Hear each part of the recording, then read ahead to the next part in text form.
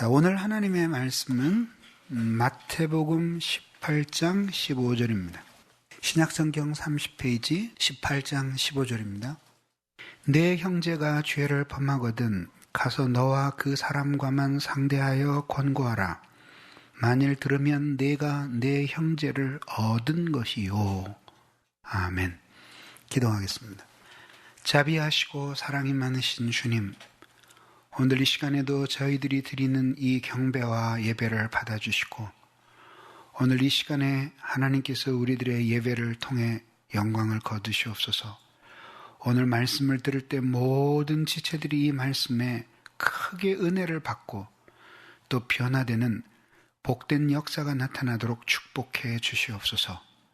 하나님이 도와주시고 은혜 내려주시기를 간곡히 빌며 예수님의 이름으로 기도합니다. 아멘. 성도의 공동생활 중 오늘 우리가 살펴보고자 하는 것은 형제적 교정의 교리입니다. 형제적 교정이란 성도의 공동생활 가운데서 잘못하거나 죄에 빠진 형제들이 고쳐주는 것을 의미하는 것입니다. 오늘 우리가 읽은 성경의 본문을 보면 예수님이 이 땅에서 하나님의 자녀인 천국 시민들이 어떻게 살아가야 할 것인지를 상세하게 설명하고 계십니다. 이렇게 이 땅에 있는 하나님의 자녀들이 어떻게 살아가야 될 것인가를 상세히 가르치신 이유는 바로 그것을 통해서 이 세상이 그들이 섬기는 하나님이 어떤 분이신지를 알게 되기 때문입니다. 이런 가운데 예수님께서는 특별히 하나님을 믿는 성도들이 함께 모인 이 공동체 안에서 성도들이 어떻게 서로 잘못된 것을 고치면서 살아갈 수 있는지에 대해서 특별한 교훈을 주셨는데, 이것이 바로 우리가 읽은 성경 본문입니다. 이러한 형제의 교정의 필요성은 형제들이 주님을 구주로 영접하고 참된 신자가 되었다고 하더라도 예수의 몸에 접붙여져 그리스도의 몸의 일부가 되었다고 할지라도 그들은 여전히 부패성을 가지고 오류에 빠질 수 있는 인간들이기 때문에 누군가가 그렇게 잘못되었을 때 그들을 고쳐서 건강한 예수의 몸을 이룰 수 있도록 도와주어야 하는 것이죠. 그래서 이 형제의 교정이 필요한 것입니다. 이러한 형제적 교정이 얼마나 소중한지를 예수님께서는 이 본문을 통해 보여주셨습니다. 그래서 고대의 많은 교부들은 이 형제적 교정을 가리켜서 영적 자선이라고 불렀습니다. 육적 자선은 육체의 결핍을 채우기 위해서 그리스도의 사랑으로 자신의 쓸 것을 희생해서 다른 지체를 돕는 것을 가르치죠. 이것이 육적 자선이라면 영적 자선은 그들이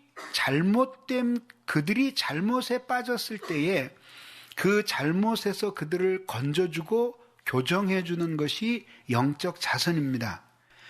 육적 자선의 과선에서 말하자면은 성경이 우리에게 이 의무를 매우 강조하고 있죠. 하나님께서 우리에게 물질을 주시고 그것들로 우리가 하나님 앞에 살게 하시는 것은 우리로 하여금 그 물질을 우리 혼자 누리게 하시는 것이 아니요, 그 물질을 가지고 많은 지체들을 섬겨서 그 지체들을 돕고 결핍에서 그들을 풀어주기 위해서 하나님이 우리에게 물질을 주시는 것이죠. 어떤 사람들은 자신이 교회에 헌금했으니까 이제는 교회가 구제하면 된다라고 말합니다. 그것은 틀린 이야기는 아니지만은 성경이 이야기하고 있는 육적 자선의 정신에 어긋나는 것이죠. 헌금을 해서 교회가 그리스도의 마음을 가지고 헌금을 사용하고 그 속에 지체들을 향한 구제가 들어가는 것은 성경적이지만, 그렇다고 해서 돈 몇 푼 낸 헌금에 자신의 의무도 교회에 떠넘겼다고 생각하면 잘못된 것입니다. 오히려 성도의 육적 구제의 정신은 자신에게 주신 그 모든 물질을 가지고 강물처럼 흘러가는 인생을 사는 것의 일부이어야 합니다. 그러니까 어떤 특별한 행사와 결단에 의해서가 아니라 주님이 자신에게 주신 물질을 인생을 살면서 그 물질이 없어서 고통하고 힘들어하는 지체들에게 나누어 주며 함께 누리며 살아가는 이것이야말로 육적 자선의 정신이며, 이것은 그리스도 예수를 향한 아름다운 지순의 사랑의 표현이라고 할 수 있는 것입니다. 그래서 우리들에게 하나님이 물질을 주시는 이유는 바로 이렇게 다른 사람들에게 그 물질을 흘러가게 해서, 그래서 믿지 않는 사람들에게 이 물질이 흘러 들어갔더라면 고여 있을 그 물질을 탐욕의 제방을 허물고 그 물질을 필요로 하는 모든 지체들에게 흘려보내므로 그들의 구겨진 삶들을 펼쳐주고 치료받게 하는 이것이 바로 육적 자선의 정신이라고 하는 것입니다. 그러나 인간은 육체로만 이루어진 것이 아니라 영혼으로도 이루어져 있고, 영혼은 육체보다 훨씬 더 중요하기 때문에 이런 육적 자선 위에 영적 자선이 필요한 것이니, 이 영적 자선이 바로 형제들이 잘못되었을 때 그들을 올바로 교정하여 신앙의 건강을 회복하고, 나아가서 그들의 건강을 회복함으로 교회 전체가 영적으로 건강하도록 회복하는 그 일을 위해서 기여하게 해주는 것이어야 한다라고 하는 말씀인 것입니다. 우선 이 문제를 생각하기 위해서 우리는 교회가 사랑의 공동체라고 하는 사실을 염두에 둘 필요가 있습니다. 하나님께서 교회를 세워놓으신 이것은 바로 사랑의 공동체로 세워놓으신 것입니다. 두 가지 점에서 교회는 사랑의 공동체일 수 있는데, 첫째는 그 교회를 구성하는 각자가 그리스도 예수 안에 있는 하나님의 사랑을 발견하고 그 사랑에 깊이 감복하여 지순의 사랑을 가지고 하나님께로 나아가게 되었다는 점에서 사랑의 공동체라고 말할 수 있고, 그렇게 아가페 사랑에 감복한 사람들이 지순의 사랑을 가지고 이번에는 이 세상에 고통받고 있는 사람들에게로 가까이 다가온다는 점에서 이제 이 공동체가 사랑의 공동체라고 말할 수 있는 것이죠. 그런 까리타스의 사랑을 가지고 교회 안에서는 지체들을 돌보고 사랑하며, 또 교회 밖에 있는 불신 세계를 향해서 주님이 섬기셨던 것처럼 그들을 위해 섬기는 것이 바로 이러한 섬김과 사랑의 정신이라고 말할 수 있는 것이죠. 그러니까 형제 교정의 교리는 바로 교회가 이런 사랑의 공동체라고 하는 문맥 안에서 형제 교정의 교리가 이해되어야 한다라고 하는 것입니다.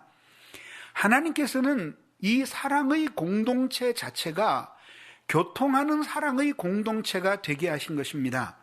즉, 우리 지체들 한 사람 한 사람이 가지고 있는 육적인 자원들이 사랑의 공동체라고 하는 연합을 통해서 내 것이 다른 사람의 것인 것처럼 흘러가듯이 우리에게 주어진 영적인 자원, 은사들도 함께 이 교통적 사랑을 통해서 많은 사람들에게 흘러들어가도록 돕는 것, 이것이 바로 그리스도의 정신이고 사랑의 공동체인 교회의 설립과 그리고 운영의 정신이라고 하는 것이죠. 이런 문맥 안에서 하나님께서는 우리에게 형제가 잘못되었을 때 어떻게 그 형제를 고치고 새롭게 할 수 있는지를 상세하게 가르쳐주고 계시는 것입니다.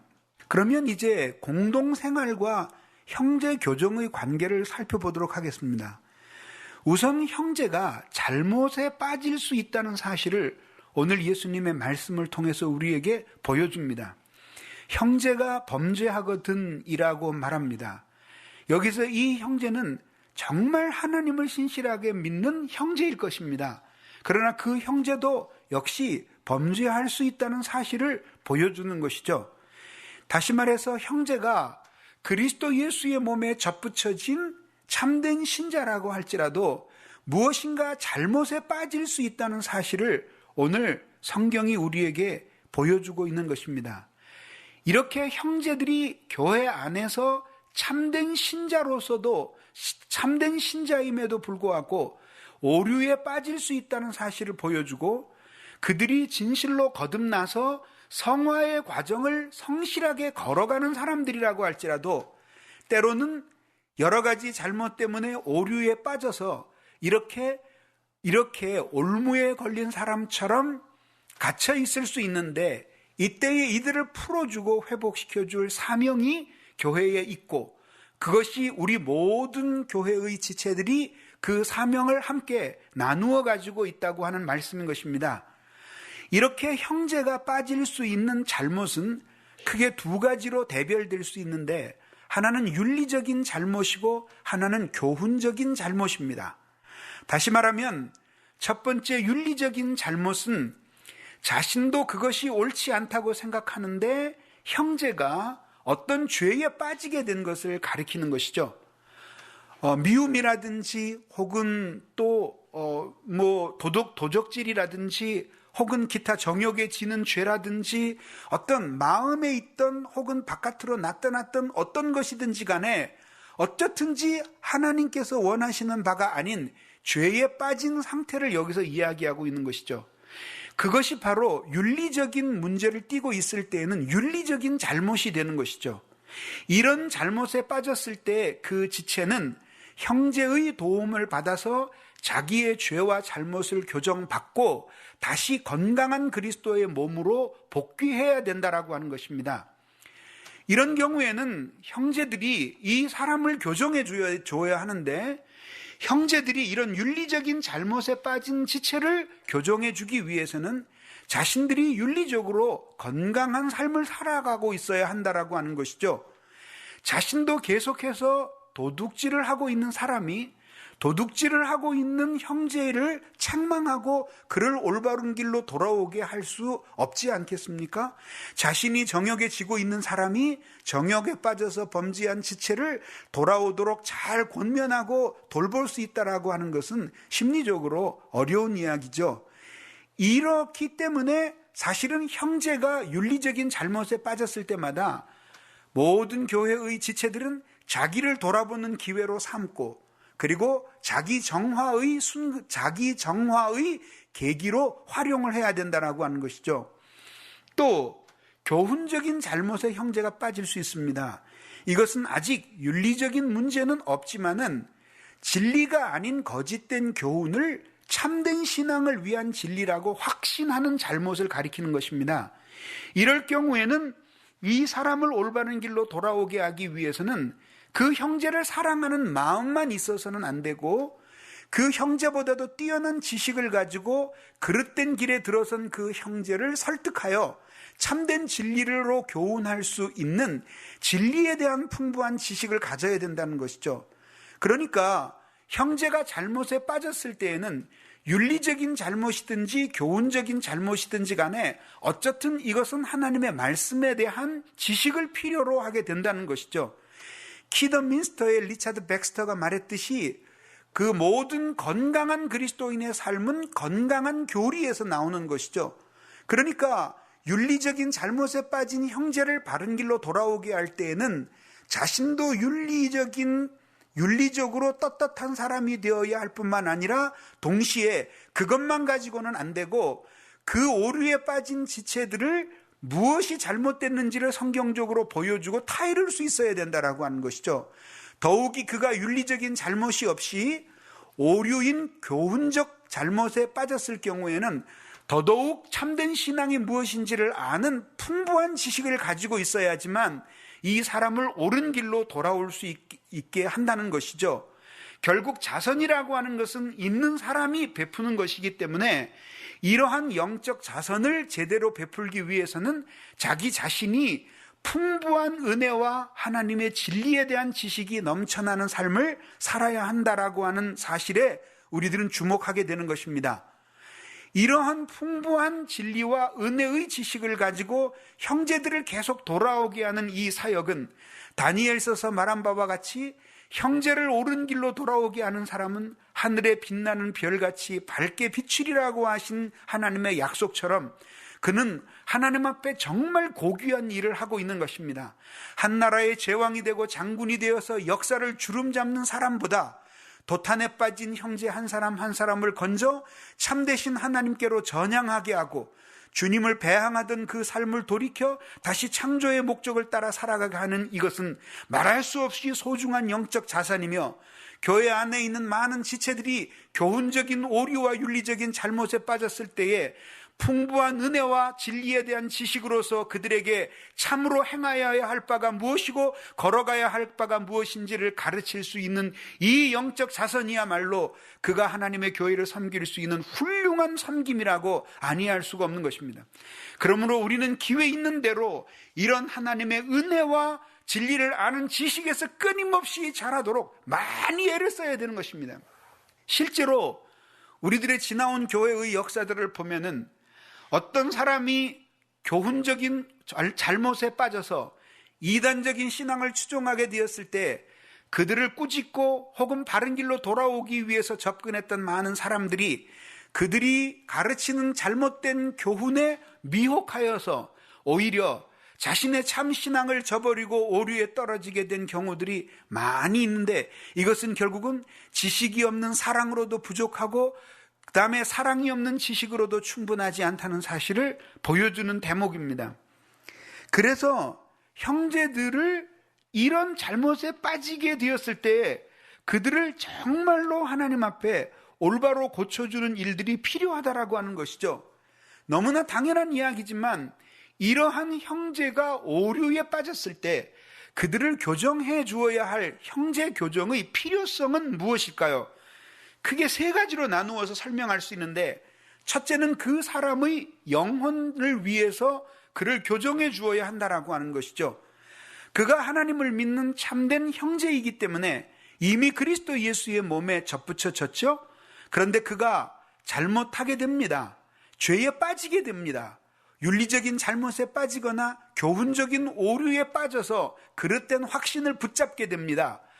처음 그 순간에 그를 빨리 고쳐주지 않으면 그런 오류 속에서 그 사람의 영혼은 점점 병들어가기 시작합니다.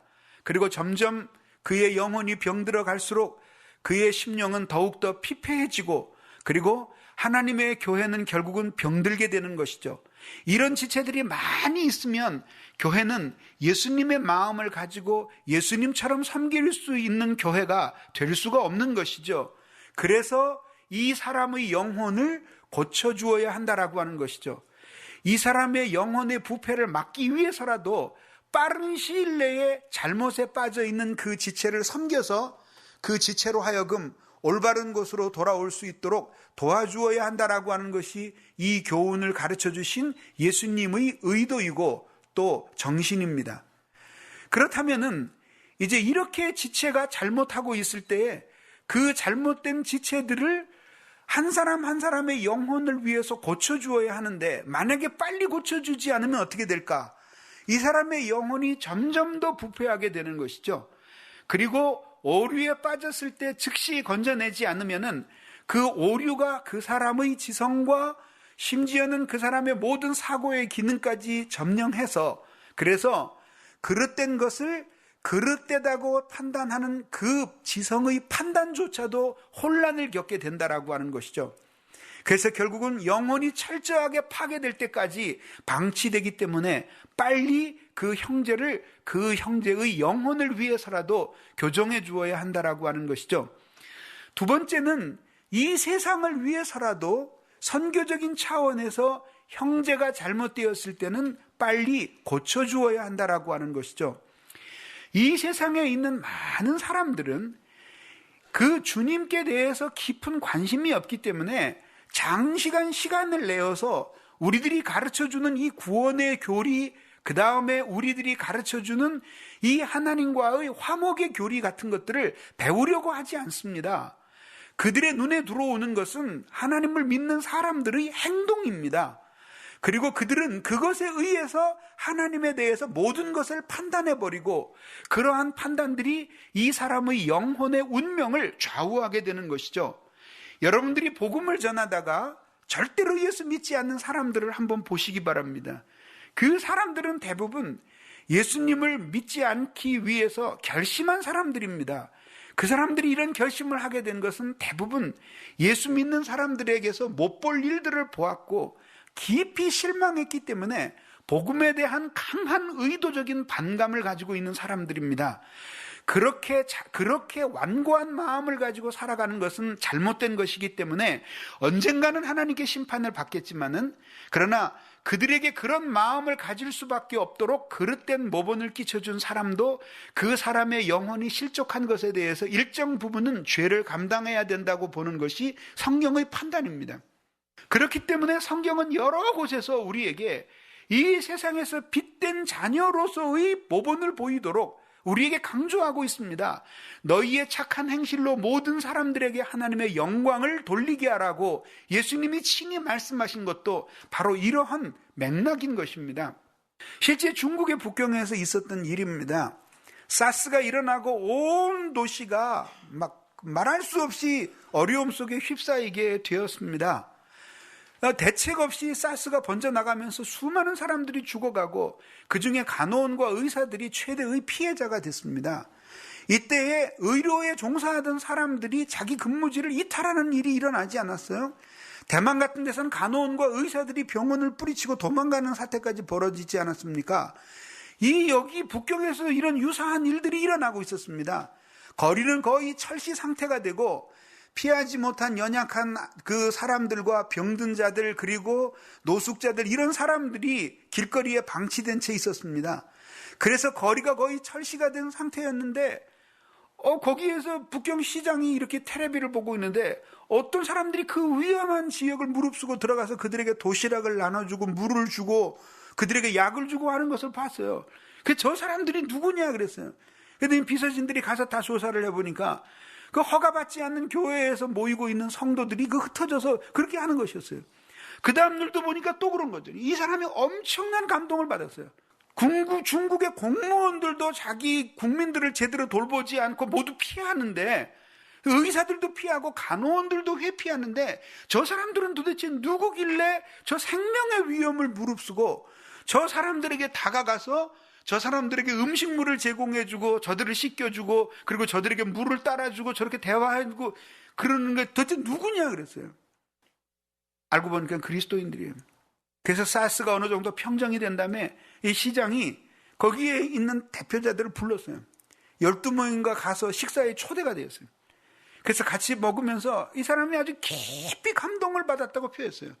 어떻게 목숨을 돌보지 않을 수 있느냐? 모두 도망가고 공무원들조차도 의사들조차도 환자를 회피하는데 당신들이 그 환자들에게 다가가서 도시락을 주고 물을 건네주고 그러는 걸 우리가 봤다.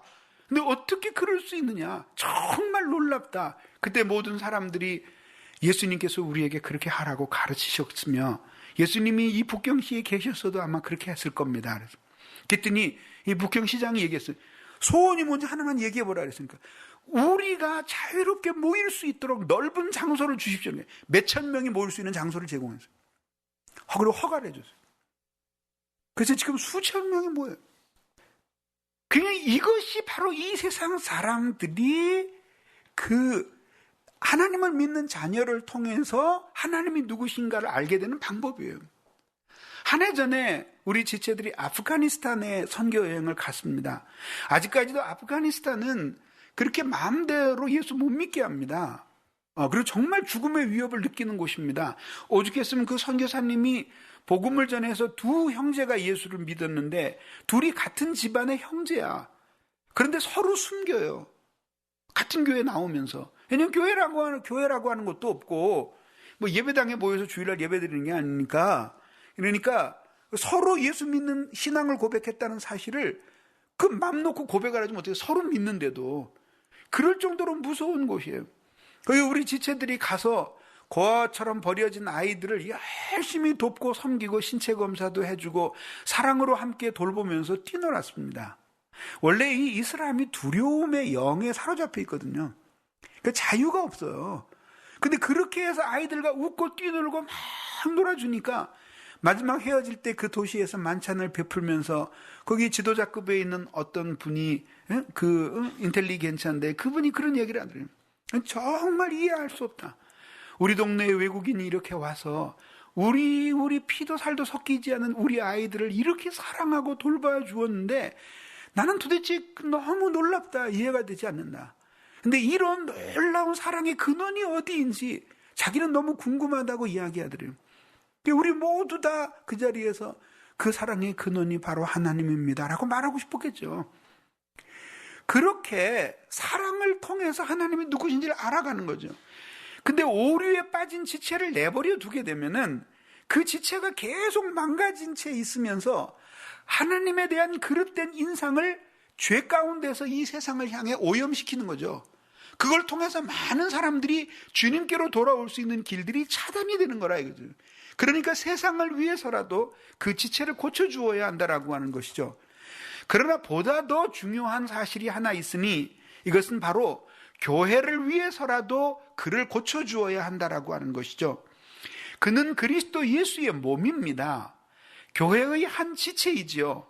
그는 그리스도 안에 있는 교회의 한 지체이니 그가 오류에 계속 빠져 있을 경우에는 그 죄가 계속해서 번성해서 다른 지체의 건강에 영향을 미치게 되고 그래서 교회 전체가 병들게 만드는 주범이 되는 것이죠.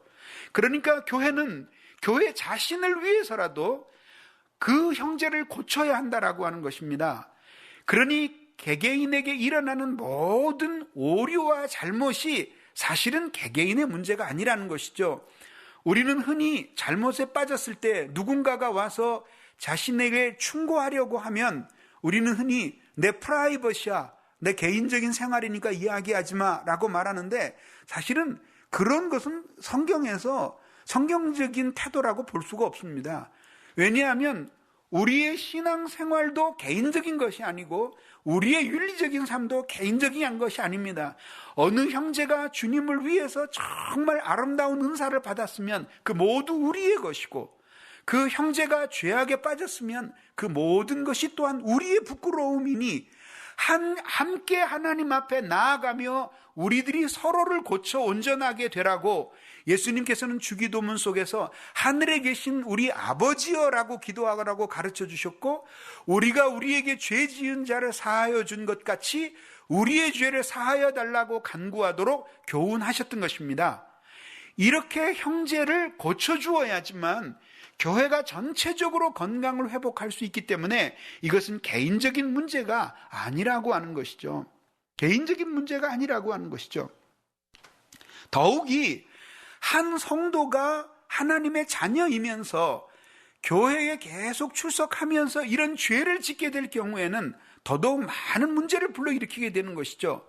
한 형제가 죄 가운데 빠졌다가 교회를 떠나가면 그가 예수의 몸인데 교회를 떠나갔으니 그의 몸이 찢어지는 것처럼 고통을 교회가 함께 느끼게 될 것이고 교회에 남아있다고 할 것 같으면은 그 형제의 잘못된 삶을 모든 형제들이 함께 보게 됨으로써 그의 그릇된 표양을 보면서 다른 모든 지체들이 오류에 빠질 담대함을 가지게 되니 이 또한 교회를 위해서 속히 그 형제의 오류를 고쳐주어야 할 필요다라고 하는 것이죠.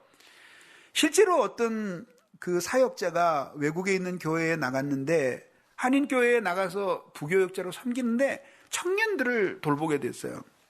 청년들을 돌보는데 아주 충격적인 사실을 보게 된 거예요. 함께 나와서 예배드리는 청년 중에 여러 커플이 동거 생활을 하고 있는 거예요.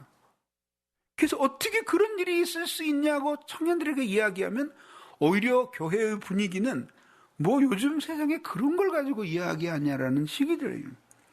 처음부터 그들이 그랬을까요? 그렇지 않죠. 처음에는 굉장히 충격이었을 거예요. 시간이 지나면서 그 충격이 사람들에게 자연스러운 걸로 받아들여지게 되는 거죠. 이게 바로 그릇된 표양이 가져다주는 위험입니다. 이번에 미국에 갔을 때 어떤 자매가 그런 간증을 해요. 미국에 처음 왔는데 낯설고 물서른데 도시에 갔더니 참 아주 훤칠하게 생긴 젊은 형제들이 참 많더래요. 그날도 길을 걸어가는데 어떤 형제 둘이 걸어가는데 그렇게 그림처럼 이쁘더래요. 야, 진짜 날씬하고 어쩜 저렇게 젊고 발랄하고 이쁘구나. 그래서 야, 참 좋다. 그렇게 참 좋다. 그러고 가는데 두 형제가 자기 옆을 이렇게 지나가더래요. 그러더니 손을 잡고 가더래요. 그래서 야, 둘이 굉장히 친한가 보다. 그러고 가는데 신호등이 탁 꺼져서 자긴 여기 있고 형제들은 둘이 여기서 이렇게 손을 잡고 서 있더래요. 그러더니 갑자기 둘이 마주 보더래요. 그러더니 뽀뽀를 하더래. 처음에는 가슴이 벌렁벌렁하고 너무 충격을 받는 거야. 야, 말로만 듣던 게이가 여기 있구나. 야, 진짜 아깝다. 그리고 이제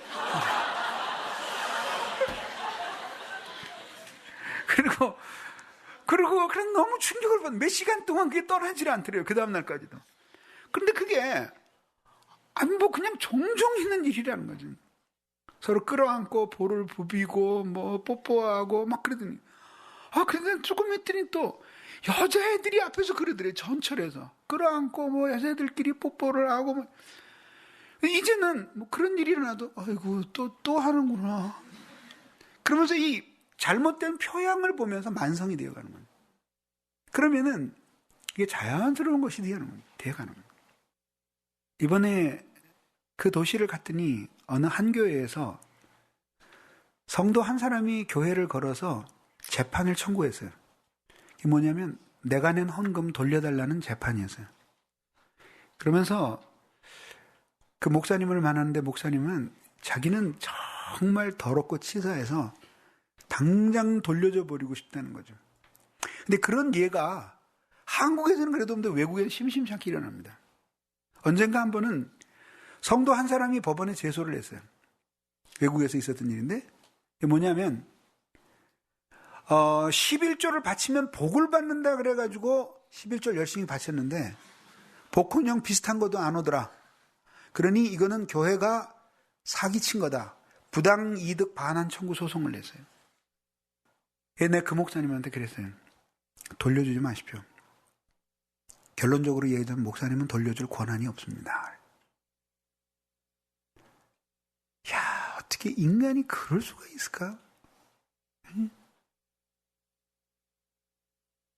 어떻게 인간이 그럴 수가 있을까? 무슨 사연이 있는지 모르지만은 그거를 소송을 해? 진짜 하나님이 한번 본보기를 보여주셔야 돼요. 하나님이 살아있다는 걸 말이에요. 그래서 내가 왜 돌려주면 안 되는지를 설명했어요. 그 사람이 헌금을 바쳤을 때 그 돈이 교회로 돌아간 게 아니라 하늘나라로 간 거야. 그리고 그걸로 끝난 거야. 그리고 그 돈이 교회로 돌아온 거예요. 흔히 사람들은 뭐 교회가 교인이 낸 헌금을 가지고 그렇게 사용할 수 있냐 그러는데 그건 비성경적인 생각이에요. 여러분들이 하나님 앞에 헌금하는 순간, 그 순간은 여러분들이 헌금해야 되겠다고 돈을 구별해서 떼어놓는 순간 그 돈은 하나님을 위해 구별된 돈이고 그 헌금을 헌금함에 넣는 그 순간 그 돈은 여러분들의 손을 떠나서 하나님께로 바쳐진 거예요. 그리고 그것으로 끝난 거예요. 그 헌금이 잘못 쓰여지던 도둑을 맞든 여러분들은 하나님이 물질을 바칠 때 여러분들이 가지고 있는 믿음대로 하나님이 축복해 주셔요. 그러니까 돈은 바쳤고 그걸로 하늘 창고에 들어가서 끝난 거예요. 그 다음에 교회에 쓰는 돈은 하나님께서 보내주시는 거예요. 박 집사가 낸 돈으로 선교하는 게 아니고 최 집사의 11조로 목사들이 월급을 받는 게 아니에요. 김권사의 감사헌금을 가지고 주일학교 학생들이 교육을 받는 게 아니라 얘기예요. 그러니까 선교지에서 선교비를 받은 선교사는 이 헌금이 박 집사가 낸 11조인가 최 집사가 낸 감사헌금과 생각할 필요 없다 이거예요. 그리고 심지어 어느 교회에서 보내줬는지도 그렇게 심각하게 생각할 필요가 없어요. 그럼 어떻게? 하나님의 창고에서 온 거라고 생각을 해야 된다. 그런데 바보 같은 사람들이 여전히 그런 생각을 가지고 있어요. 그래서 여전히 교회에 헌금을 바치고는 그 헌금이 모두 돌아서 쓰여질 때까지 그것에 대해서 자기가 바친 돈이 돌고 있다고 생각하는 거예요. 그러니까 그 사람은 그런 식의 사고방식을 가지고 제소를 할 수 있는 거라 이거죠. 내 돈이 아직 그 교회 통장에 있다 이렇게 생각을 하는 거예요. 그런 멍텅구리 천치바보 깡통이 어디 있어요. 도대체 말이지 이게 어떻게 그럴 수가 있어요, 인간이. 그거를 성도들이 다 봐. 어떤 형제가 잘못했을 때 그 잘못을 지켜보고 있는 교회 공동체의 지체의 영적 수준은 다 달라. 어떤 지체들은 형제가 아무리 죄를 범하고 잘못해도 그거를 보면서 실족하지 않는 사람도 있어요. 아, 네가 죄를 범했구나. 아, 진짜 나는 저러면 안 되는데 내가 기도해야 되겠구나. 이렇게 하고 자기가 더 올바로 살아가는 지체도 있어요. 소수야. 대부분은 마음이 흔들려요. 그 사람의 경우 그렇게 헌금 1억을 되찾겠다고 교회를 걸어서 세상 법정에 재판을 걸었어요. 자식들이 그거를 보면서 뭘 배울까? 난 걱정해. 뭘 배울까? 아, 이래도 되는구나. 아, 이래도 되는구나. 그걸 배울 거 아니야. 어떤 성도는 무슨 일이 있었는지 모르지만은 자기 남편한테 무슨 일이 있었는지 모르지만은 그렇게 교회를 욕하고 말이죠. 그렇지? 사실 예배 시간에 입에 담을 수 없을 정도의 그런 일들이 일어나요. 그거를 한 곳에 숨어서 하는 게 아니라 모든 성도들이 보는 앞에서, 모든 자기 자식들이 보는 앞에서 그 일을 행한다 이거죠. 그것이 그릇된 표양이야. 그거를 보고 배운다 얘기예요. 뭘 배우게 될까요? 그 자손들이? 아이가 어렸을 때에는 부모 앞에서 배우지만 아이가 좀 머리가 크면 부모 뒷모습을 보면서 배워. 그 뭘 배우겠느냐? 뭘 배우겠느냐? 그러니 그는 그 한 가지만을 범죄하는 게 아니라 한 가지를 범죄한 것이 방치되면 자기는 의도하지 않은 수많은 죄들을 범하면서 그러면서 그 죄가 진척이 되는 거예요. 이 마지막에 계산을 하면은 어마어마한 양의 죄를 짓게 되는 거예요. 정말 어떻게 해야 좋을지 모르겠어요. 어떻게 해야 좋을지 모르겠어요. 그래서 결국은 형제의 교정이 절대적으로 필요하다라고 하는 것이에요. 적으로 필요하다라고 하는 거예요. 그러면 그 형제를 교정하는 원리가 무엇일까? 첫째는 명예를 보존하는 것이에요. 그러면 어떤 분들은 이렇게 말할 거예요. 아니, 짐승같이 죄를 지어서 교회의 명예를 실추시키고 예수님의 명예를 실추시킨 그 지체에 무슨 놈의 명예를 보존해 준단 말인가? 이렇게 얘기할지 몰라요. 그러나 예수님이 이렇게 말씀하십니다. 형제가 죄를 범하는 것을 보거든 오직 그에게로 가서 오직 그만 상대하여 그를 권고하라. 그리하여서 그가 들으면 형제를 얻은 것이요 라고 말씀하십니다. 철저하게 어떤 잘못을 발견하게 되면 혼자서 그 형제를 찾아가서 은밀한 중에 단 둘이 있을 때 그의 잘못을 지적해주고 올바른 길로 돌아오도록 권고하라는 것이죠. 그러나 사실은 오늘 우리의 현실은 정반대죠. 누가 잘못을 하게 되면 기도 많이 하고 그 사람한테 찾아가서 가슴에 묻어두고 있다가 너 이런 잘못한 것 같은데 너 어떻게 생각하니?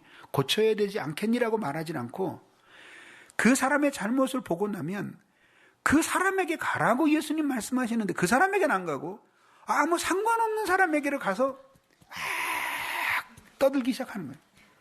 그러면서 말은 불어나서 두세 사람이 돌고 돌아서 그 사람 빼놓고 모든 사람은 다 알게 만드는 거예요. 오히려 범죄한 한 형제가 지금 교회를 위태롭게 하는 게 아니라 그러고 다니는 지체들이 교회를 위태롭게 하는 거예요. 더 큰 죄를 짓고 있는 거예요. 정반대로 행하고 있잖아요. 아마 이러한 범죄에 대해서 설교를 듣는 여러분 가운데 자유로울 수 있는 사람은 거의 없을 겁니다. 가슴에 손을 얹고 생각을 해보세요. 형제의 잘못을 보았을 때 아무에게도 이야기하지 않고 그의 영혼을 위해서 진실하게 장시간 기도하고 오직 그 사람만 대면해 본 적이 있는지 한번 생각해 보십시오. 그럼 여러분들이 이렇게 물을 거예요. 목사님, 저는 그 지체하고 그렇게 친분이 없어요. 여기서 그냥 친구가 범죄하거든이라고 이야기한 게 아니에요. 네 친한 친구가 죄를 짓거든 그 친한 한도 내에서 찾아가라 그런 게 아니라 형제가 범죄하거든. 형제가. 이게 교회의 공동체성이라 이게. 그렇게 해가지고 거기에다가 평소에 그 죄에 빠진 형제가 자기 마음에 안 드는 형제였으면 본 것 플러스 알파 해가지고 악소문을 퍼뜨려서 인간을 매장을 시켜버리는 거예요. 사실은 그게 문제가 되는 거죠. 무슨 얘기냐면 상처가 문제가 되는 게 아니라 감염이 문제가 되는 거예요. 상처보다 더 나쁜 건 감염이야. 아무리 상처를 입어도 감염되지 않으면 아물어요. 근데 감염되는 거예요.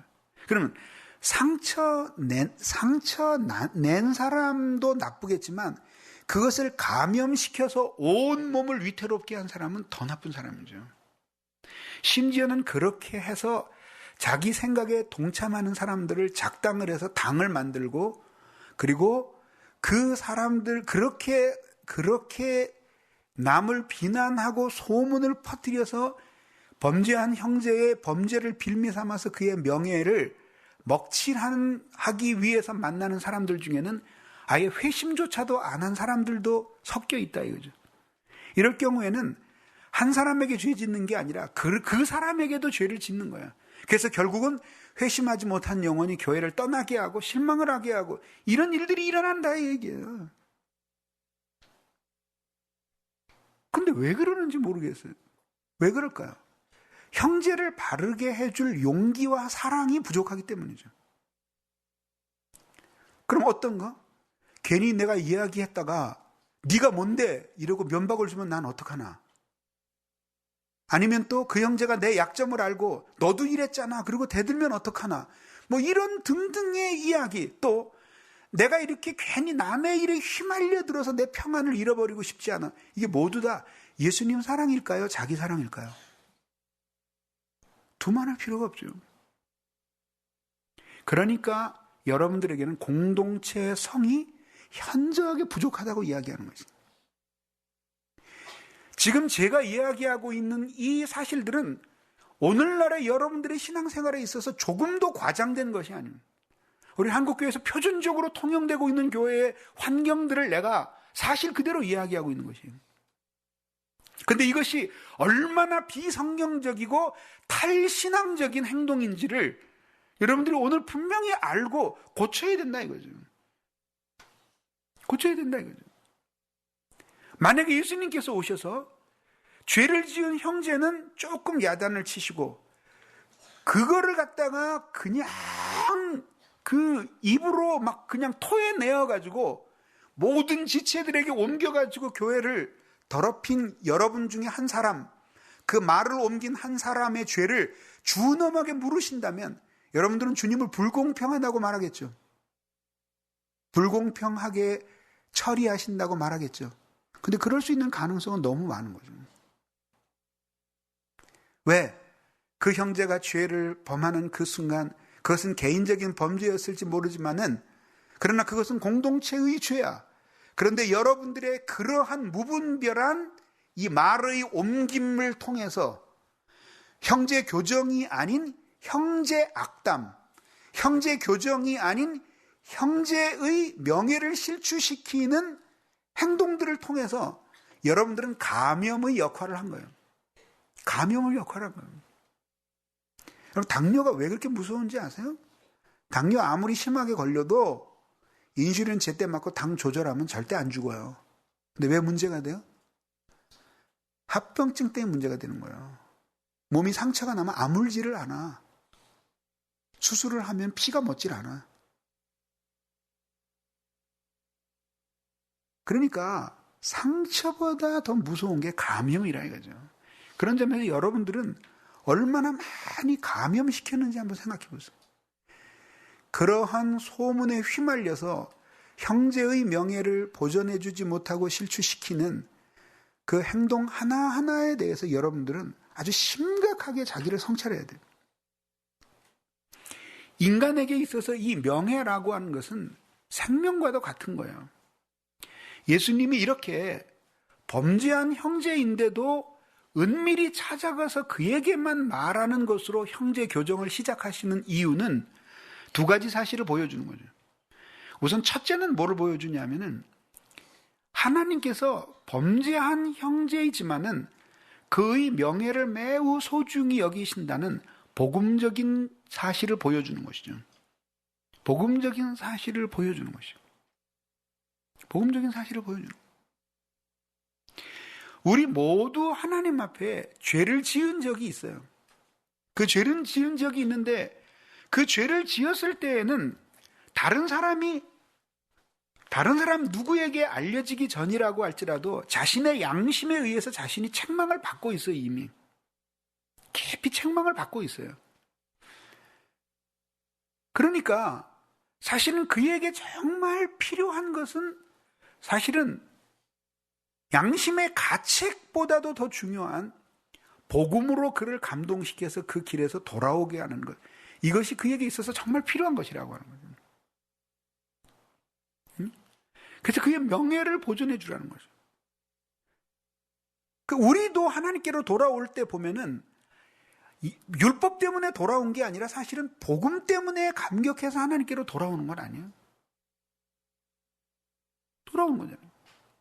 그러니까 형제를 돌이키는 원리도 또한 그러하다라고 하는 것이죠. 여기에는 이런 복음적인 배려뿐만 아니라 심리학적인 배려까지 포함되어 있어요. 사람은 명예가 매우 생명처럼 중요하기 때문에 사람들 앞에서 자신이 피할 수 있는 길이 있을 때에 정직하게 고백을 하고 자기가 승복을 하게 되지, 그렇지 않을 경우에는 사실은 심리적으로 이거를 굴복을 안 하게 된다 이거죠. 예를 들자면 여러분들이 열의 잘못을 했는데 5이나 6, 7의 야단을 맞을 때에는 정말 내가 잘못해서 이런 일을 당하고 있다라고 하지만 10밖에 잘못을 안 했다고 판단하고 있는데 15개로 공격을 당한다고 생각해요. 그럼 어떤 반응을 보일까요? 어느 날 갑자기 고개를 탁 드는 거예요. 그래, 나 죄 졌다. 어쩔래? 너희들은 좀 낫냐? 너희들은 좀 낫냐? 너 나보고 죄를 졌다 그러는데 너도 옛날에 보니까 비슷한 행동하더라. 너는 이런 죄는 안 졌지만 너 뇌물 먹는다고 소문났더라. 너 공무원이잖아. 난 네 직장 동료들이 다 그러더라. 너 돈 밝힌다고.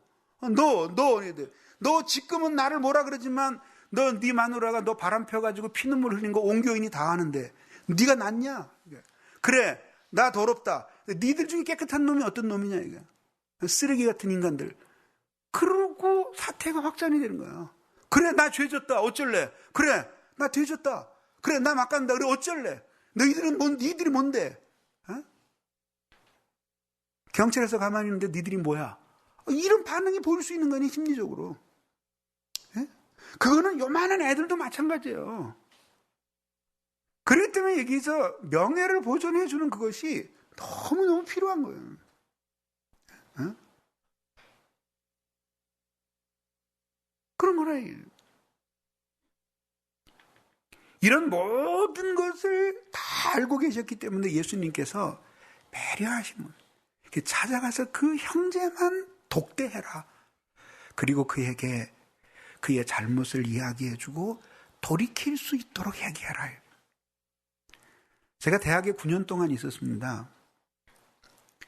후반부에는 내가 조금 약간 온순해지긴 했지만은 초반부에는 정말 칼 같았습니다.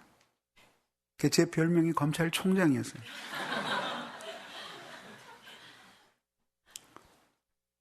근데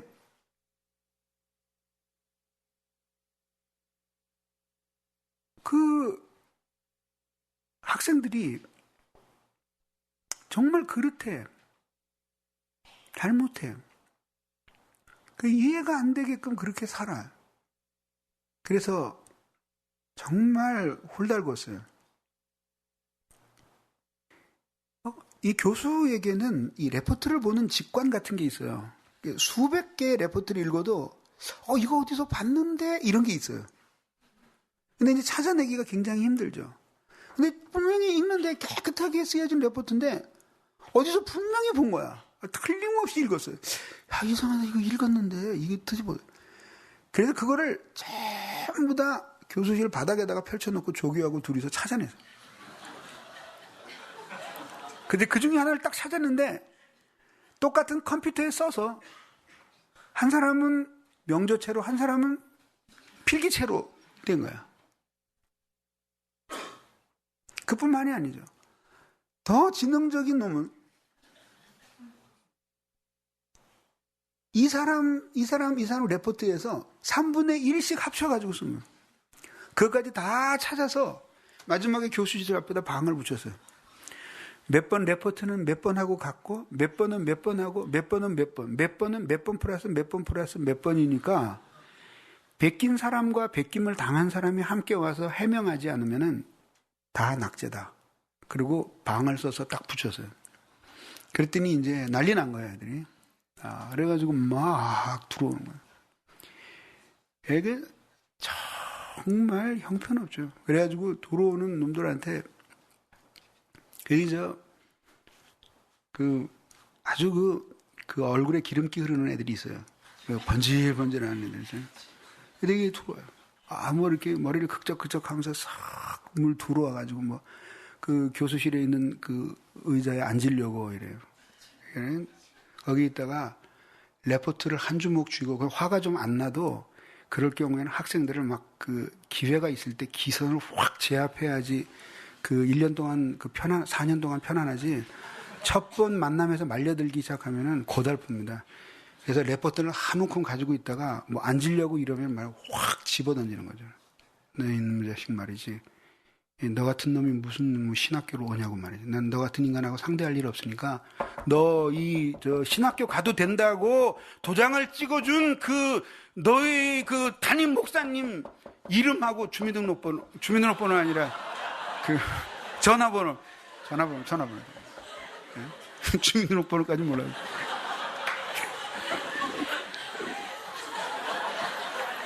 전화번호 대라. 내 직접 통화하겠다. 너하고는 대화할 가치도 없다. 내가 물어보려고 그런다. 도대체 목사님이 뭘 보고 이런 애를 신학교 가서 앞으로 목사가 되라고 도장을 찍어줬는지 내가 묻고 싶다. 내가 직접 통화하겠다.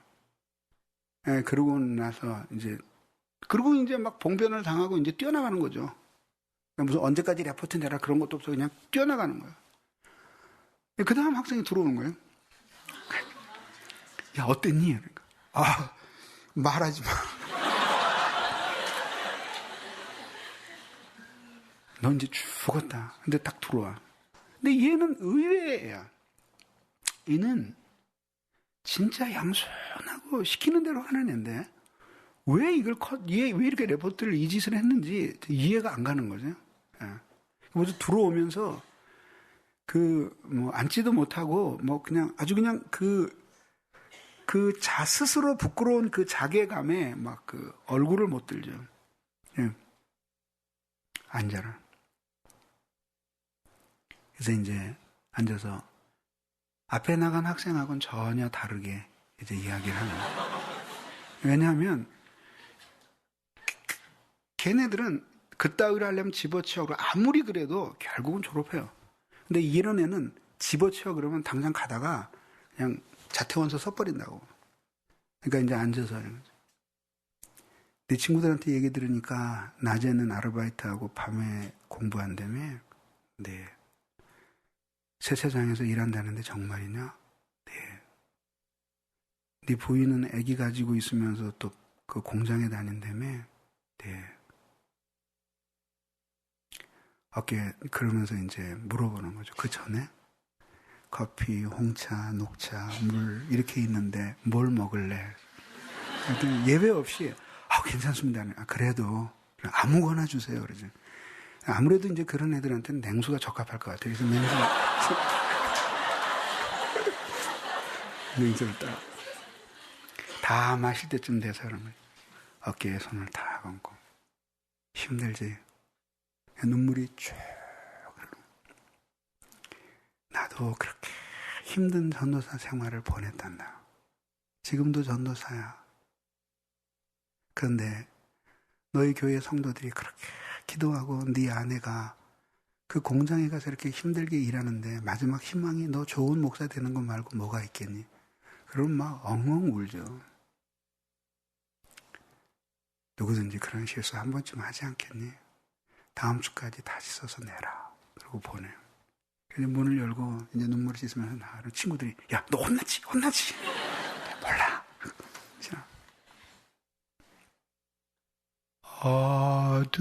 어둡고 캄캄한 길에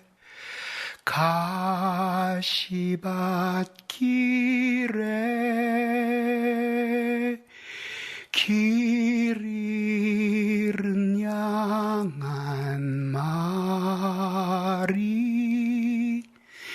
떨고 있을 때 어디선가 들리는 주님의 음성 너는 내 것이라 너는 내 것이라 어디선가 들리는 주님의 음성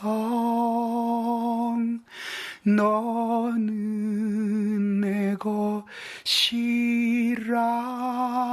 내 것이라. 그래서 아무리 잘못하고 있는 형제들이라도 명예를 보존해 줘야 되는 거예요. 왜냐하면 그의 명예는 그가 실추시킨 예수님의 명예에 비하면 아무것도 아니거든.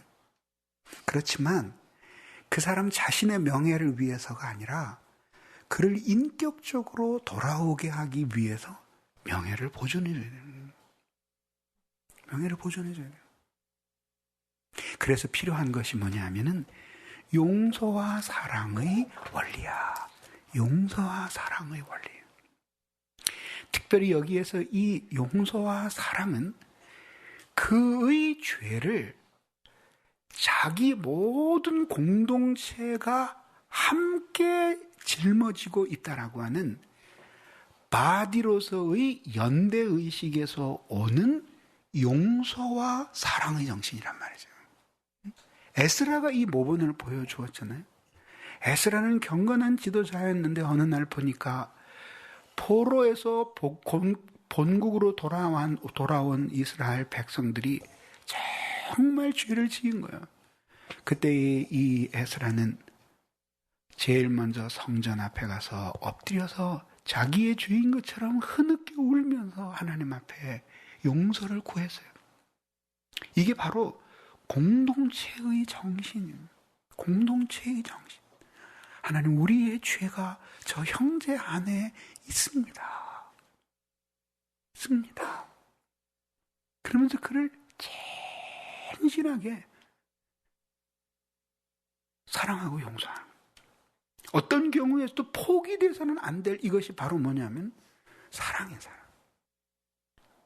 그래서 너무 현실을 생각하면 하나님의 말씀은 다 죽어. 여러분들이 시집 장가 가서 아이를 낳는데 계속 가서 맞고 와. 그때 여러분들이 열받으면 이렇게 말하고 싶은 거죠. 넌 병신이냐? 너도 한 대 때려. 그렇게 가르칠 수 있잖아요. 그럼 사실 복음은 없는 거죠. 실제로 내가 아는 어떤 집안에서는 애가 계속 맞고 오니까 엄마가 너무 속상하니까 몇 대 맞았냐 그래서 3대 맞았다 그러면 5대를 때리는 거야, 엄마가. 그러니까 그 다음엔 얘가 완전히 얻어맞고만 다니던 바보에서 쌈꾼으로 변하는 거야. 그래서 어차피 집에 가도 맞으니까 여기서 해결을 보는 거야. 그게 국민학교 5학년짜리가 중학교 2학년을 기왓장으로 머리통을 날렸어. 야, 어떻게 그렇게 담대해질 수 있네. 그렇게 엄마가 걔를 그렇게 담대하게 만든 거야. 예? 예수 믿는 집안에서 그런 식으로 가르치면은 복음은 없는 거죠. 그래서 어떻든지 자신의 어떤 윤리적인 행동 앞에서, 특별히 이 사랑과 용서의 행동 앞에서 자신의 한계를 철저히 인식하도록 만들어줍니다. 그때 뭘 깨닫게 되냐면 복음이 필요하다는 걸 깨닫게 됩니다. 아, 정말 내 힘으로는 할 수 없다. 하나님의 도움이 필요하구나라고 하는 걸 느끼는, 그걸 어려서부터 느끼게 만들어야 돼요. 그래서 하나님은 의존적인 사람이 되게 해야 된다 이거죠. 우리도 그걸 배워가는 거예요. 그러니까 잘 들어보세요. 제 논리를, 성경의 논리를. 어떤 형제가 잘못해. 이 형제에 대한 사랑은 없어. 나쁜 자식. 그리고 계속 쪼아대기 시작하는 거야. 온 교회당에 더러운 소문이 다 퍼졌어요. 나중에 사실이 아닌 걸로 밝혀졌어. 그랬더니 이렇게 떠든 모든 지체들 중에 하나도 용서 비는 사람이 없고 발설하는 사람도 아님 말고. 신문 볼 때 제가 제일 분노하는 게 뭐냐면은 신문이에요. 대문짝만하게 광고를 하는데 오보야. 그리고 어느 회사나 집단의 명예를 심각하게 실추시켜. 그리고 그 다음 며칠 있다가 신문에 그때 그 기사는 잘못된 것이었습니다. 이거는 안경을 써도 찾을 수가 없는 자리에 나. 이렇게 하면 안 된다고 보는 거죠. 만약에 1단의 기사로 누구의 명예를 훼손했으면 그 다음에 잘못된 판단이 나왔을 경우에는 1단에다 똑같이 내야 돼. 그래서 그날 신문은 1단의 기사가 잘못했습니다로 나와야 돼. 그래서 신문을 매장시켜야 돼요. 그렇게 하면서 이 오늘날 사회가 계속되는 겁니다. 언젠가 몇 년 전에 어느 목사님, 교계에서 꽤 알려지신 목사님인데, 교회에 있는 어느 지체가 우리 목사님이 1억 2,384만 원 연봉 받아간다고 인터넷에 터뜨렸어요. 그 인터넷이 소문을 타고 신문까지 완전히 번져서 그 목사님을 거의 매장시키려고 하는 거죠. 뭐 그게 다 목사님의 월급인지 딴 것까지 합쳐졌는지 난 그건 잘 모르겠어요. 그리고 그 많으냐 적으냐라고 하는 것도 그것도 나는 관심이 없어요. 근데 그 행동이에요. 그 어떻게 그렇게 비열하게 그렇게 하냐 이거죠. 교회 안에 회의도 있고 다 있잖아. 자기가 집사면 재직해 가서 이야기하면 될 거고, 그것도 아니고 성도면은 공동회의 시간에 목사님이 너무나 월급을 많이 받아가십니다. 좀 깎읍시다. 얘기할 수 있을 거 아니에요. 아마 정 답답하면은 재정위원장을 찾아가서 존경하는 목사님 너무 월급 많이 줘서 제가 마음이 아프다고 이야기를 하든지 그러면 되잖아요. 어떻게 그렇게 해가지고 인터넷에 터뜨려가지고 말하자면 무슨 중대한 범죄 행위가 교회에서 일어난 것처럼 말이지, 그렇게 해가지고 이 세상에 있는 사람들이 다 보도록 말이지, 일간신문에까지 보도가 나게 그따구로 한다 이거죠. 현대에서 지금 검사하고 있죠. 사람들이 혀를 내둘러요. 검찰에서 수사를 나갔는데 비밀 금고 번호까지 알고 있더래요.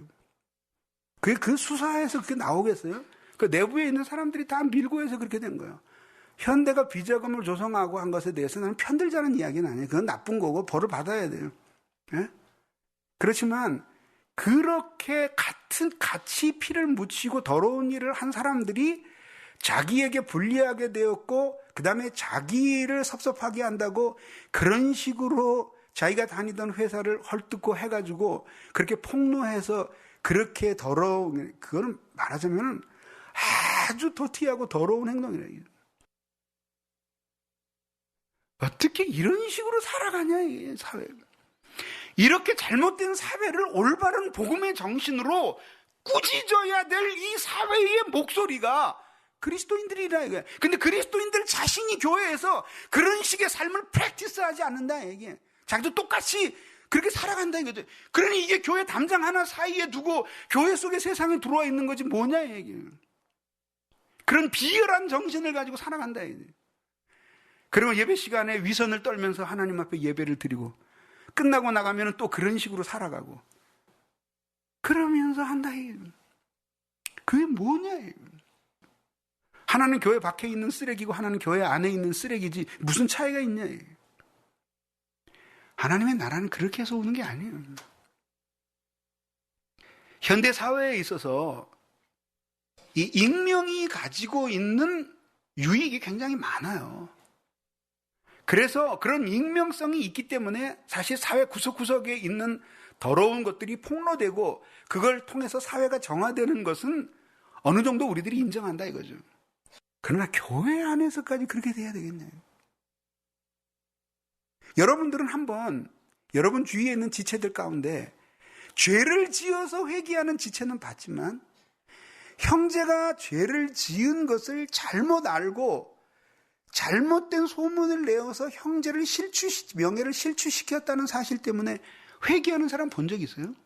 그런 사람들에게는 그건 죄도 아니에요. 그렇게 살아간다. 그러나 예수 믿는 사람이 아닌 이 세상에서도 생명보다 명예를 훨씬 중요하게 생각하는 사람 난 많이 만났어요. 수치스럽게 살기보다는 명예롭게 기꺼이 죽을 사람들 많아요. 신앙을 떠나서 이야기한다면 나도 그러고 싶어요. 구차하고 불명예스럽게 목숨을 부지하기보다는 명예스럽게 죽어버리는 것을 전 택할 거예요. 신앙을 떠나서라도 말이죠. 그런 사람들 많아요, 세상에. 세상에서도 그걸 못하게 하는데 심지어 교회 안에서 그런 식으로 행동하냐. 그들은 흔히 자신들이 올바로 한다는 것을 강조해요. 뭐가 올바른 건데? 제가 한 10년 넘게 무좀에 시달렸어요. 엄지발가락부터 시작되는 이 무좀이 하여튼 무슨 약을 발라도 안 나요. 근데 그 처음에는 낫는 것 같다가 약에 내성이 생기면 그 약을 바르나 마나요. 그 또 다른 약을 바르고 또 다른 약을 바르고. 그래서 그게 해도 안 돼요. 낫는가 하면 그 이듬해 여름에 또 번지고. 그래서 그 다음서부터는 면양말 이외에는 아무것도 못 신는 버릇이 생겨났어요. 그래서 여름에도 아주 두툼한 면양말을 신어요. 나도 더워서 싫은데 그게 제일 도움이 돼요.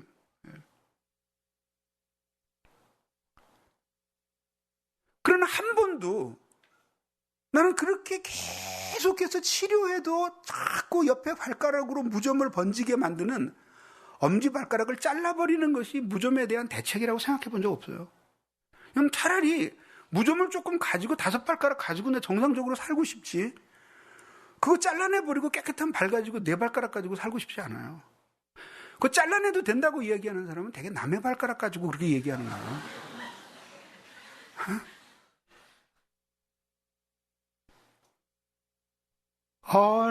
얼마나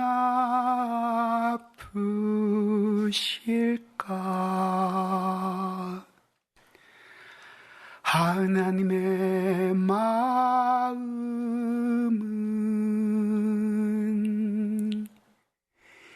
인간들을 위하여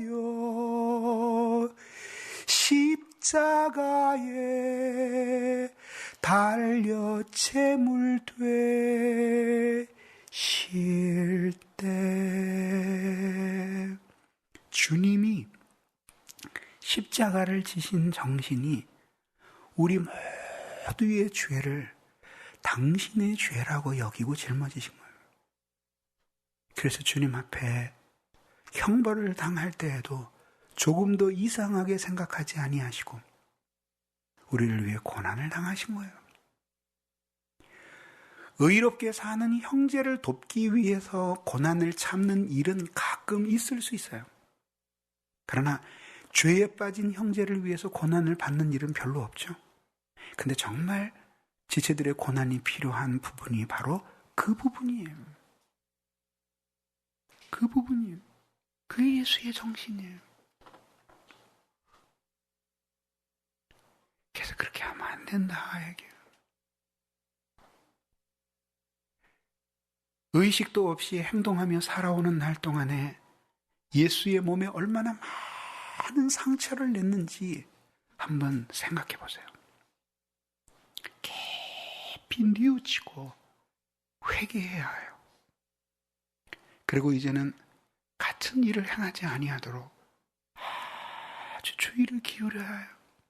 그래서 교회를 다룰 때 고깃덩이처럼 다루지 말고 인체처럼 다뤄야 해요. 두려움과 떨림의 마음으로 말이죠. 그래도 그런 사랑과 용서의 원리를 가지고 행하면서 죄는 미워하고 죄인은 끝까지 사랑해야 됩니다. 그를 위해서 아파해야 된다 이거죠. 철학자 플라톤이 이런 이야기를 남겼어요. 무엇인가를 비판하려거든 먼저 그 비판하고자 하는 대상을 깊이 사랑하십시오 라고 말이죠. 유사한 이야기를 어거스틴이 남겼어요.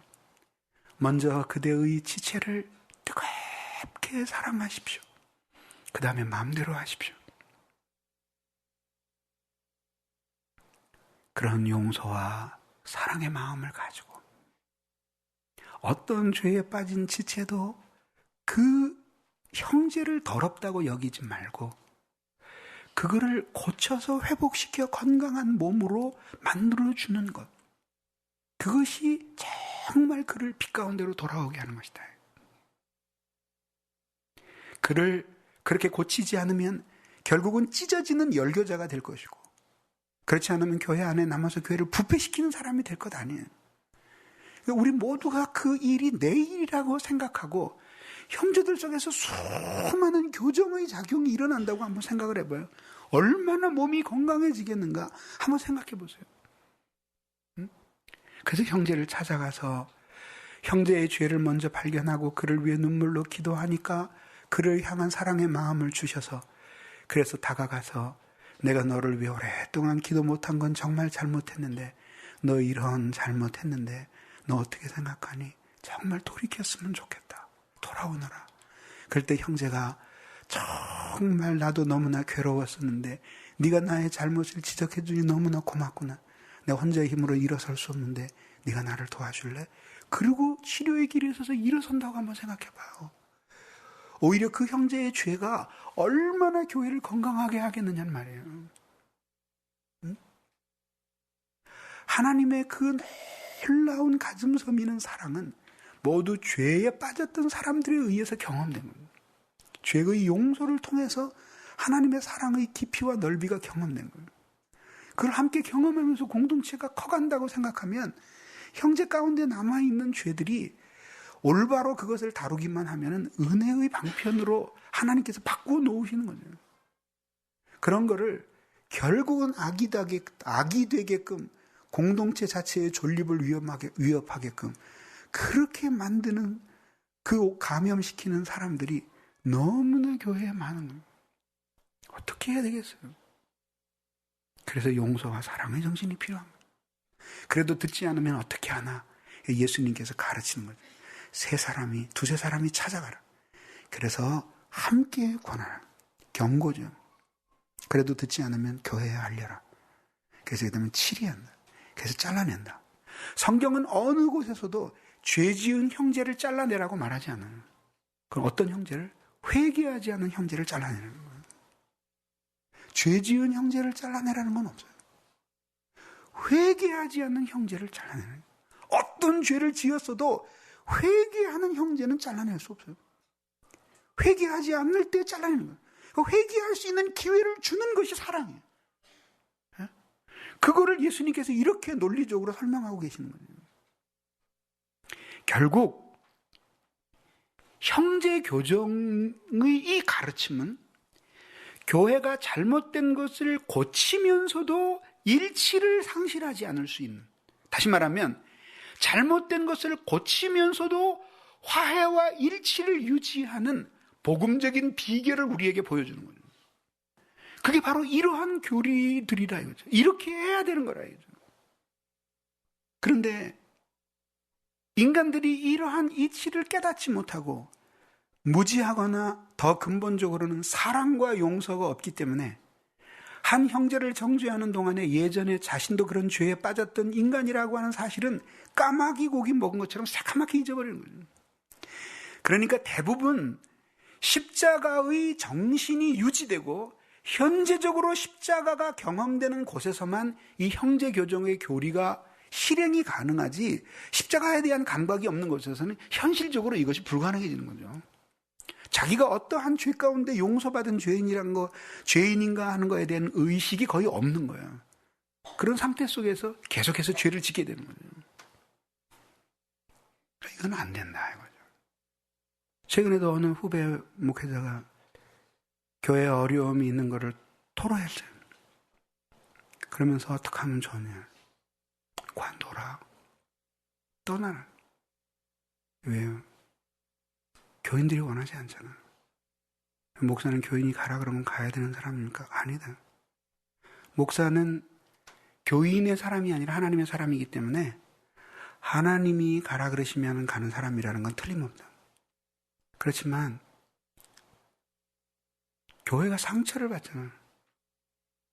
당신이 온갖 방법을 동원한다면은 결국은 당신이 옳다는 사실을 입증할 수 있을지 모르지만 입증하는 과정을 통해서 다 찢어지고 만신창이가 된 교회는 누가 고치냐. 그럴 바야 차라리 우리 중 누가 상처를 받는 것이 더 낫지. 그리고 그렇게 교회를 사랑해서 십자가를 지면 하나님이 더 좋은 길을 열어주시거든. 내가 이런 생각을 가지게 된 것은 목회를 하면서 더욱 굳어지게 되었어요. 목사님 한 분이 계셨는데 일찍 사모님이 돌아가시고 상처하셨어요. 이제 혼자 사시는데 50대 중반 정도 되셨대요. 근데 교인도 한 100여 명밖에 안 모이는 좁은 교회인데 청년 하나가 계속 배가 불러오는 거예요, 여자아이가. 더 충격적인 건 어느 날 그게 도대체 어떻게 된 거냐 그랬더니 얘가 교회 앞에서 목사님이 해라 그런 거예요. 교회가 발칵 뒤집힌 거죠. 이 자매는 목사님 사택에 가서 종종 밥을 해주었어요, 목사님을.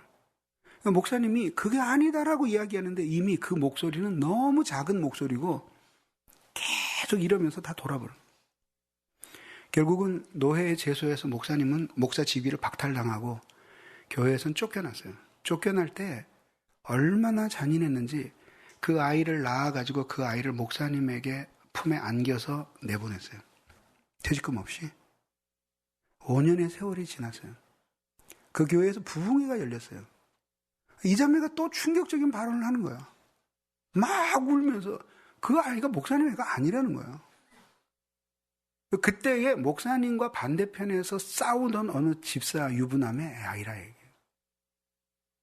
그 교회가 이번에는 더 뒤집힌 거야. 난리가 나. 그때 온 성도들한테 이제 큰 일이 난 게 뭐냐. 장로님들이에요. 그런 결정은 장로들이 하는 거거든. 온 성도들이 다 동참했으면서 그 마지막 상황이 오니까 장로들은 도대체 뭐 하는 것들이냐 그러면서 손가락질이 날라오는 거예요. 결국은 그런 거예요. 내가 이 실화를 이야기 들은 게 20년 전이에요. 근데 나 이 설교를 준비하면서도 내가 그 목사님의 상황에 간다면 그럴 수 있을까? 못할 것 같아요. 다른 건 몰라도 그건 못할 것 같아요. 근데 그 목사님이 왜 그러셨을까? 그냥 참 오래 참으니까 결국은 다 제자리로 돌아가는구나. 사필 규정이구나. 처음엔 그것밖에 몰랐어요. 근데 목회를 22년, 13년을 하면서 이제 최종적으로 드는 느낌은 뭐냐면 그 목사님을 이해할 수 있는 거예요. 그래서 내가 그 후배에게 그렇게 충고할 수 있었던 거예요. 그러니까 옳은 것이 무엇이냐가 밝혀지는 것이 중요하긴 하지만 그게 최고의 가치는 아니야. 왜냐하면 옳고 그른 것이 밝혀지는 것을 통해서 명예를 회복하게 되는 것은 몇몇 사람이지만 그걸 밝히는 과정을 통해서 교회는 말할 수 없이 상처를 받는 거죠. 그것은 안 고쳐지는 거예요. 그러면서 거기서 소송을 하고 그 다음에 삿대질을 하면서 싸우고 그 다음에 편갈라서 이쪽에서 찬송하면 이쪽에서 설교하고 이쪽에서 설교하면 저쪽에서 기도하고 이렇게 교회가 찢어지고 갈라져서 교인들이 물고 뜯고 싸우는 동안에 교인들의 영혼은 전부 다 병들어 버리는 거예요. 그거는 그 다음에 누가 와도 쉽게 고쳐지지 않아요. 그러니까 이 목사님이 굉장히 지혜로우셨던 거죠. 그냥 그걸 그대로 뒤집어 쓰고 그냥 떠난 거예요. 그래서 온 교회가 수소문해서 목사님을 찾은 거예요. 저 강원도 사북에 있는 어느 탄광에서 그 아이를 기르면서 광부 생활을 하더래요. 5년의 세월을 그렇게 보내고. 마침 그 교회에 있는 목사님이 다른 임지가 있어서 가셔서 그 자리가 비우게 되었길래 가서 석고대죄하고 그 목사님을 모셔온 거예요. 마지막에 그 목사님은 죽을 때까지 거기서 거의 성자 대접을 받으면서 목회를 하셨다 그래요. 근데 나는 그 당시에는 그게 무슨 뜻인지 이해가 안 갔어요. 근데 이제 깊이 깨닫게 되는 거 뭐냐면, 아, 그렇구나. 지체보다, 나보다는 지체가 소중하고, 지체보다는 주님이 더 소중해요. 그래서 주님의 몸이 더 소중해요. 그래서 내가 그런 거죠. 난 당신 상황이라면 떠난다. 왜? 그게 교회가 안 아프는 비결이잖아. 누가 옳았는지 글렀는지는 이 세상에 흐르는 세월 속에서 입증이 될 것이고, 입증이 안 되면 뭔 상관이 있냐? 교회의 역사가 결국은 밝혀지질 않아서 교회의 역사가 우리를 죽일 놈이라고 매도해도 주님이 안 그렇다 그러시면 되지 않나요? 그래서 결국은 교회는 아프지 말아야 되지 않느냐. 그렇게 교회를 다 찢어놓고 갈갈이 상처를 받게끔 만들어 놓고 그 속에서 마지막 얻을 수 있는 것이 무엇이겠는가? 교회를 하나 되게 하고 치료하고 고치고 싸매고 작은 흠집 하나에도 가슴 저미는 것처럼 슬퍼하면서 쌓고 고쳐서 온전하게 만들어도 우리의 사명을 다했다고 말할 수 없는데 쥐꼬리 많이 섬기고 어느 날 말할 수 없이 교회를 만신창이로 만들어놔요. 그리고 마지막에 거파 내가 이겼지. 그게 무슨 영광을 얻을 수 있을까요? 그렇게 산다 이게.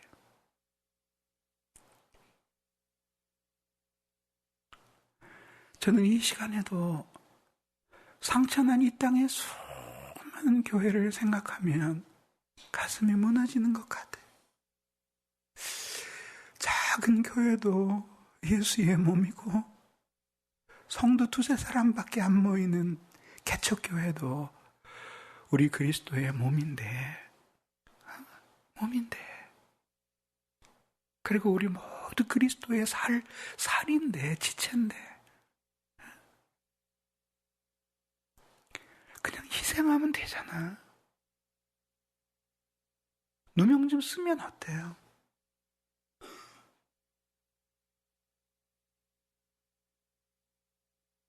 그래서 사도 바울이 자기의 생애에 그리스도의 남은 고난이 도대체 어디에 있겠어요? 예수님이 십자가에서 우리를 위해 죽으신 고난이 충족했지 남은 고난이 도대체 어딨냐 이거든요. 근데 그런데도 그는 남은 고난이라 그랬어요. 그리스도 예수의 남은 고난을 교회를 위해서 내 육체에 채우노라 그랬어요. 예수님은 충족하게 고난을 받고 죽으셨지만 아직 교회의 몸은 아파. 그게 예수의 고난이에요. 교회의 몸은 불완전함으로 아직도 아파. 그게 아직까지는 남아있어요. 그래서 그 상처를 치료하기 위해서 그 예수의 남은 고난을 자기의 육체 속에 채워서 나는 아프고 교회는 안 아프게 그렇게 일생 동안 살고 싶었던 거야.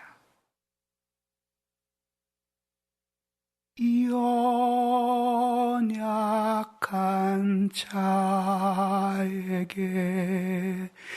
믿음 주고 슬픔에 쌓인 자 위로하며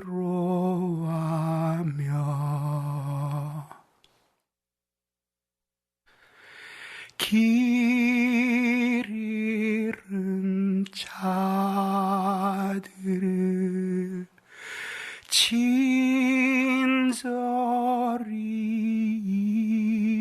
이끌리 사랑의 주네 주님께.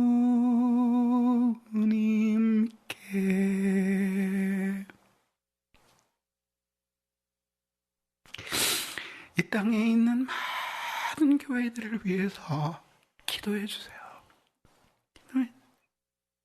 모두 예수의 몸인데 고통을 주는 사람은 많지만 예수의 남은 고난을 자기의 몸에 채우려는 사람은 너무나 없어요. 여러분 한 사람 한 사람이 미래의 조국 교회 어디에 있든지 여러분들이 그런 사람이 되어야 해. 그런 사람이 되어야 해.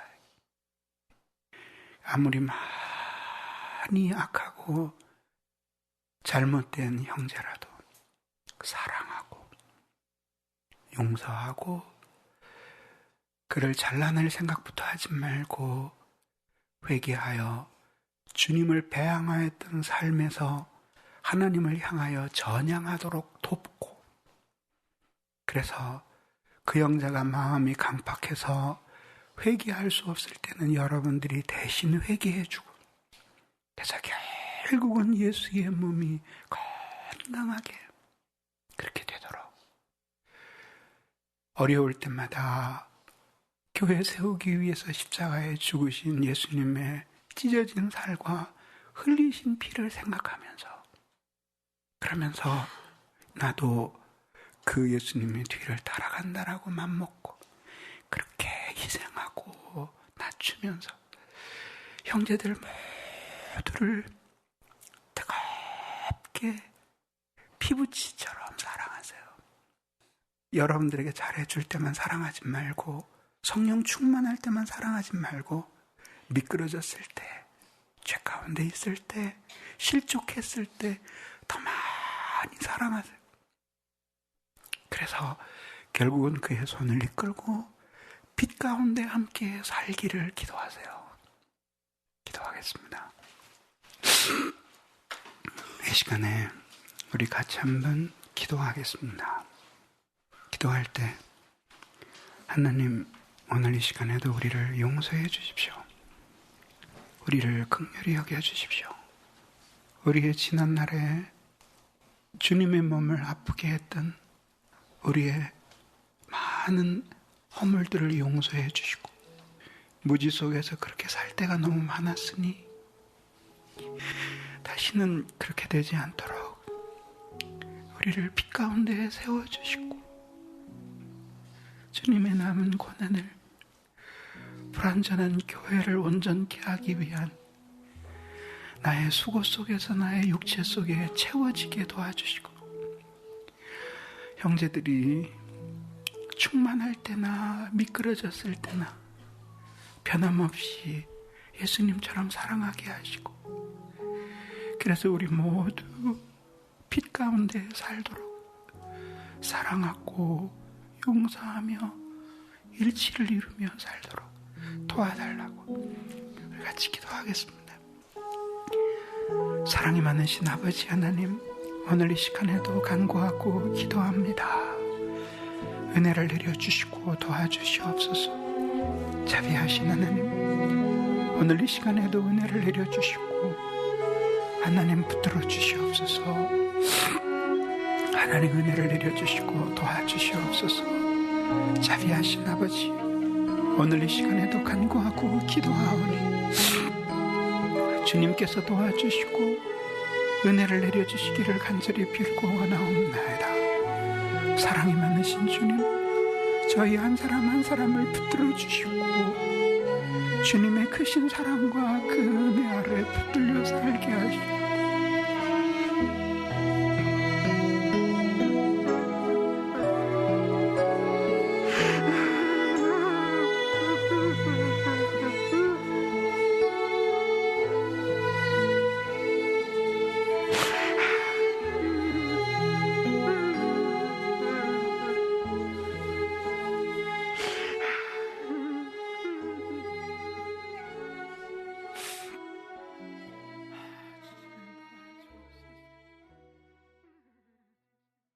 주 예수 그리스도의 은혜와 하나님의 사랑과 우리 성령 하나님의 교통하심이 사랑하는 모든 어린 자녀들 위해 이제로부터 영원히 함께 있어지이다.